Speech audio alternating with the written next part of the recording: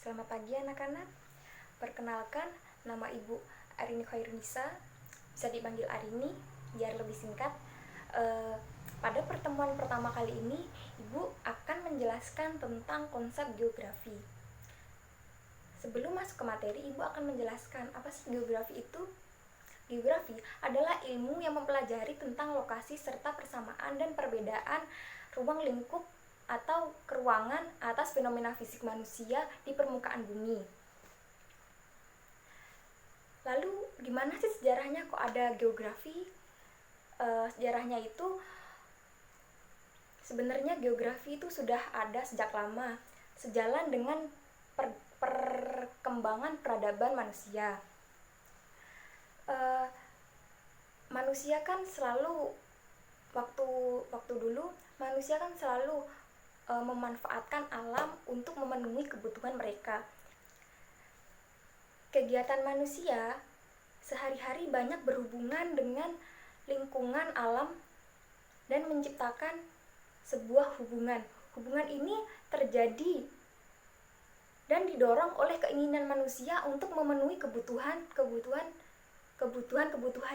dia atau kebutuhan kita sehari-hari. Banyak kebutuhan manusia diperoleh dari lingkungan alam, seperti air, makanan, udara, dan tempat tinggal, dan juga masih banyak lagi. Seperti air yang digunakan manusia untuk mandi, untuk minum, untuk kebutuhan rumah tangga lainnya. Udara itu setiap hari kita hirup, sudah disajikan oleh lingkungan alam sekitar kita. Lalu makanan yang kita makan juga terbuat dari lingkungan atau dihasilkan oleh lingkungan, seperti sayur-sayuran itu kan dari lingkungan. Lalu daging-daging, ikan-ikan juga dari lingkungan. Permukaan bumi juga mempunyai rupa yang berbeda-beda, yang menyebabkan kondisi alam yang berbeda-beda dan memiliki potensinya juga berbeda-beda. Perbedaan ini mendorong manusia untuk mencari kebutuhan yang tidak terpenuhi atau yang tidak ada di sekitar lingkungan tempat tinggalnya. Jadi manusia berpindah-pindah untuk menemukan kebutuhan yang tidak didapatkan di tempat sekitarnya atau di lingkungan sekitarnya.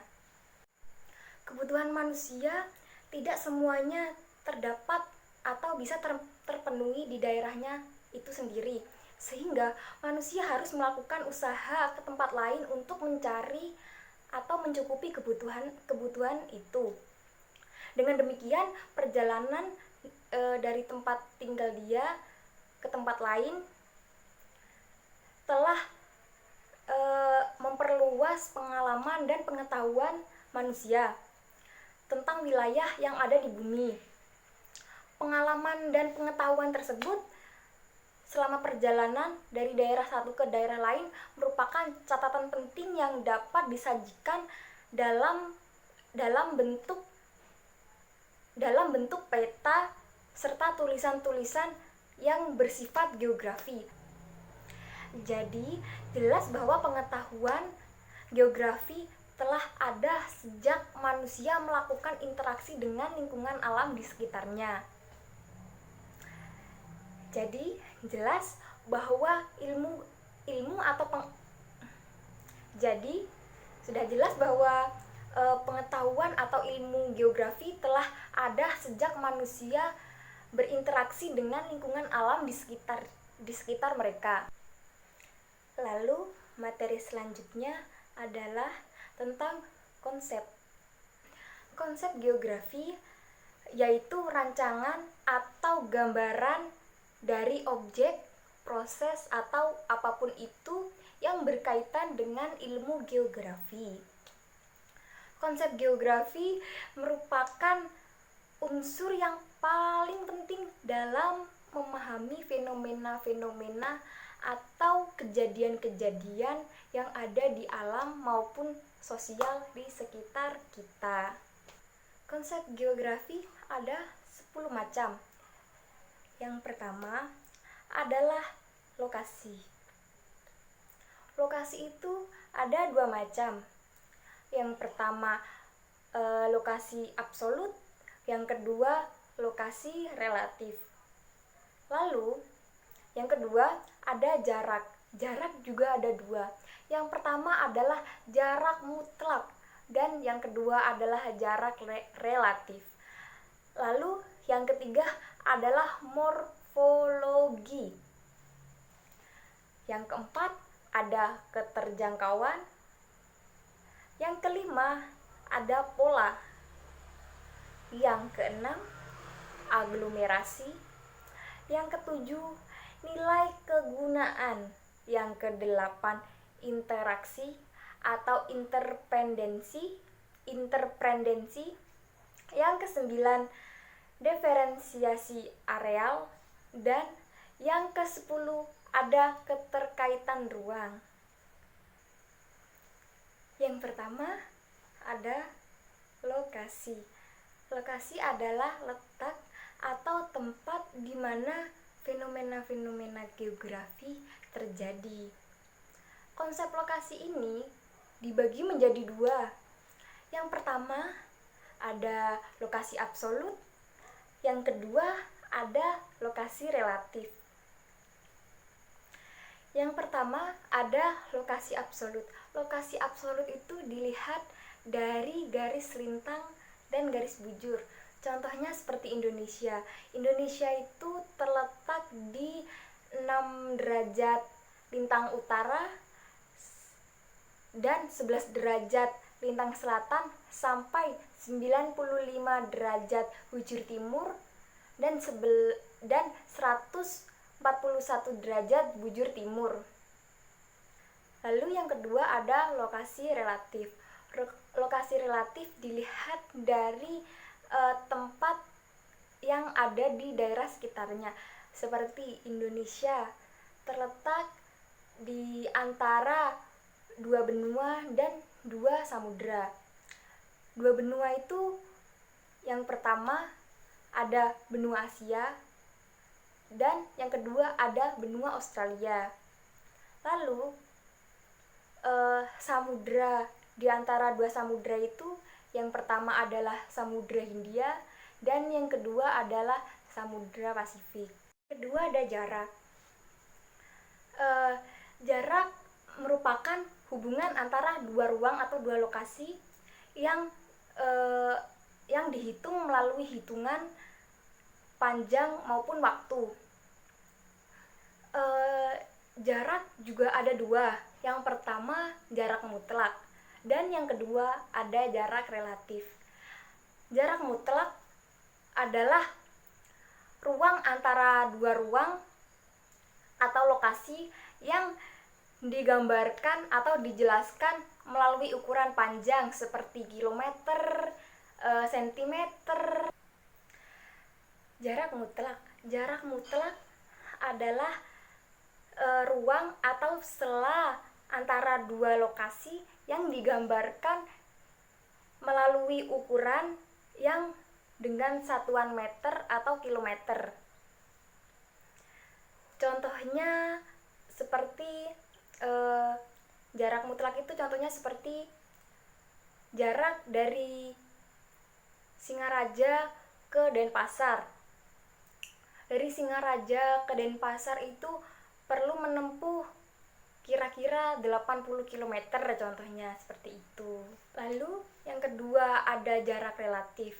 Jarak relatif adalah ruang atau sela di antara 2 lokasi yang dinyatakan dalam perjalanan atau waktu. Seperti contohnya dari jarak dari Singaraja ke Denpasar itu perlu menempuh waktu 2 jam seperti itu. Lalu yang selanjutnya yang ketiga ada morfologi. Morfologi merupakan konsep yang menjelaskan mengenai struktur luar permukaan bumi seperti batuan-batuan yang menyusun dan membentuk morfologi di permukaan bumi seperti pantai, dataran rendah, dataran tinggi, pegunungan, lembah, dan masih banyak lagi. Contohnya seperti Singaraja. Singaraja itu merupakan dataran rendah karena terletak di dekat dengan pantai, seperti itu. Terus juga contohnya seperti Bedugul. Bedugul itu merupakan dataran tinggi karena terletak di daerah pegunungan, seperti itu. Lalu yang keempat ada keterjangkauan. Keterjangkauan adalah jarak yang mampu dicapai secara maksimum dari wilayah satu ke wilayah lain, dari wilayah A ke wilayah B. Contohnya seperti Pulau Bali dapat ditempuh menggunakan kapal feri dari Pelabuhan Ketapang, Banyuwangi. Keterjangkauan tidak hanya tergantung pada jarak juga, keterjangkauan juga tergantung pada sarana dan prasarana. Seperti contohnya itu harga rumah di Singaraja lebih murah daripada harga rumah yang ada di kota Denpasar, seperti itu. Yang selanjutnya ada pola. Pola merupakan bentuk atau struktur dan persebaran fenomena di permukaan bumi, baik gejala alam maupun gejala sosial. Contohnya seperti permukiman di daerah perkotaan, seperti di Jakarta itu dibangun atau dibentuk secara berhimpit-himpitan, seperti itu. Yang selanjutnya, yang keenam ada aglomerasi. Aglomerasi merupakan suatu fenomena yang mengelompok menjadikan suatu bentuk atau struktur. Contohnya itu seperti pasar. Ada pasar Senin, pasar Selasa, pasar Rabu, pasar Kamis, pasar Jumat, pasar Sabtu, pasar Minggu. Itu merupakan pengelompokan tempat berjualan berdasarkan hari pemasaran. Yang ketujuh ada nilai kegunaan. Nilai kegunaan merupakan konsep yang berkaitan dengan nilai guna suatu wilayah yang dikembangkan menjadi potensi yang menunjang untuk wilayah tersebut. Seperti contohnya itu daerah Bedugul. Daerah Bedugul itu terdapat danau Beratan, danau Tamlingan, danau Buyan yang dapat dijadikan sebagai objek wisata alam, seperti itu. Lalu yang kedelapan ada interaksi atau interpendensi. Adalah konsep yang menunjukkan keterkaitan atau ketergantungan satu daerah dengan daerah yang lain, atau satu daerah memenuhi kebutuhan daerah yang lain. Seperti contohnya itu daerah Singaraja. Daerah Singaraja itu merupakan pemasok tenaga kerja, dan wilayah Kota Denpasar itu merupakan pemasok produksi untuk daerah-daerah di sekitar Denpasar seperti Singaraja, Tabanan, Negara, Karangasem, dan masih banyak lagi di sekitarnya, seperti itu. Yang kesembilan ada diferensiasi areal. Diferensiasi areal adalah konsep untuk membandingkan dua wilayah untuk adanya perbedaan antara daerah satu, untuk menunjukkan perbedaan antara daerah satu dengan daerah yang satunya lagi, karena setiap daerah itu memiliki ciri khas yang berbeda-beda. Contohnya itu seperti daerah pegunungan. Daerah pegunungan itu kebanyakan penduduknya itu berprofesi atau bermata pencaharian sebagai petani. Dan sedangkan wilayah pesisir atau yang dekat pantai, penduduknya itu kebanyakan bermata pencaharian sebagai nelayan atau penjual ikan. Begitu. Yang terakhir, yang ke-10 ada keterkaitan ruang. Keterkaitan ruang merupakan konsep yang menunjukkan tingkat keterkaitan antara wilayah dan mendorong terjadinya interaksi sebab akibat antar wilayah dari wilayah satu dengan wilayah satunya lagi. Contohnya itu seperti gaya bicara orang Singaraja. Gaya bicara orang di wilayah Singaraja itu terdengar tegas, keras, dan galak. Sedangkan